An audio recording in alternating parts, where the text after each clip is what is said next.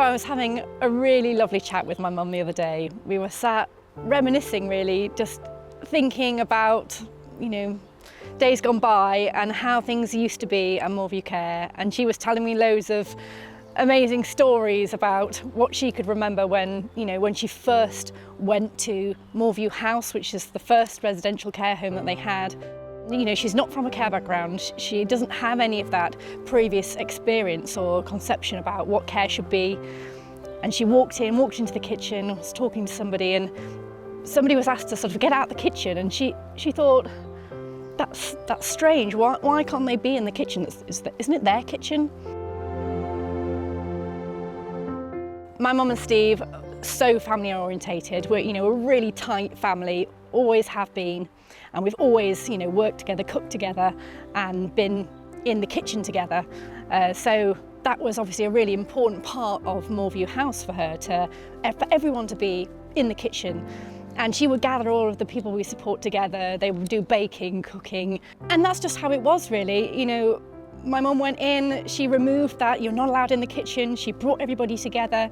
It was their space, their home, and that was sort of the trailblazing bit that she did right at the beginning of getting everybody involved in their own life. And they were so brave with it as well. She was telling me this amazing story about how they would often invite people over to their house, have a cup of tea, sit in the garden with them, like neighbours, really having that community spirit.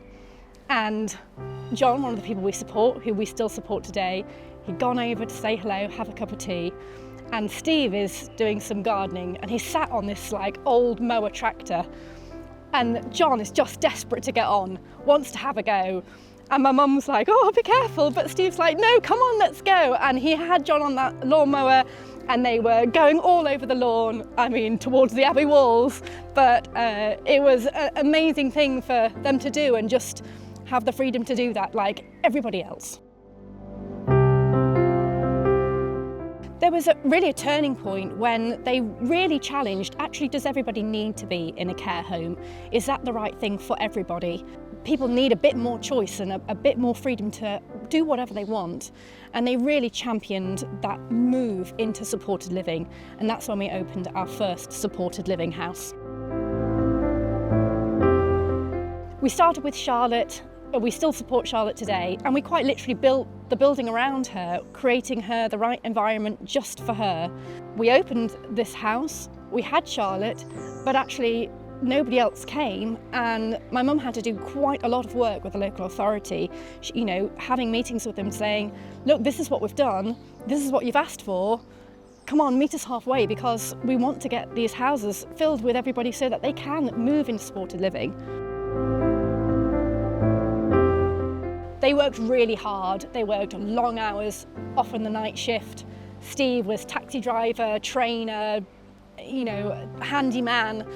My mum on support, and then going home, doing all the rotas. I remember going to their house and care support plans all over the kitchen table. It was chaos. They just didn't have capacity. They just couldn't do everything. And that's when we saw them bring more people on board. My mum had Nicky, her absolute right-hand man, and then came along Neil, her son-in-law, and she refers to him as her knight in shining armour. I think he really came in at an important time to bring calm and strategy when they so desperately needed it. Yeah, Carol and Steve said, could you just come and give us a hand, I think is what they said, with kind of getting things organised. Yeah, it was a lot that, invoices, finances, care plans, mess. But I remember walking through the door of Moorview House, which was our original residential care home, and just the warmth and the kindness and the respect that people had for each other, and mainly that everything was done with a bit of a sense of humour. And that, for me, that made a big difference, and was one of the reasons that I decided I wanted to do it in the first place. Of course it was fun, yeah. We're family, so it's nice to work with family. And actually, there was a small team at that time, I think probably around 24 people. If we could be known for one thing, I think it would be for doing things with a smile. They loved Christmas. They often worked the Christmas shift just so that they could be there. Steve would dress up as Santa, and she was telling me this story of where he was, dressed up in his full suit, and they went round and he was doing the full, you know, ho, ho, ho, everything. And they just turned to him and said, "All right, Steve," because they just knew it was him. You know, they were family. I remember it was Christmas Day, he wasn't around, he wasn't very well, and we lived in York, so we drove out to the coast 50 miles and I donned my Santa suit and gave out gifts to the clients on Christmas Day, and yeah, it was glorious. The past 5 years have been a really interesting time at Moorview Care because we've used that to really shape the way the organisation is, our values, what's important to us and our direction of travel.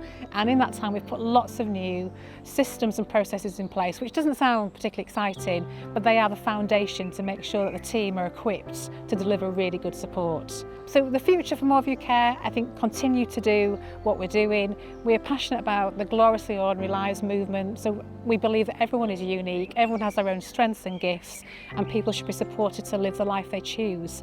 I'm really proud of the way Moorview Care has developed, that we have really robust values that mean something, and you can see now that those values are embedded across Moorview Care, and we see it in our team members every day and the work that they do and the actions that they take.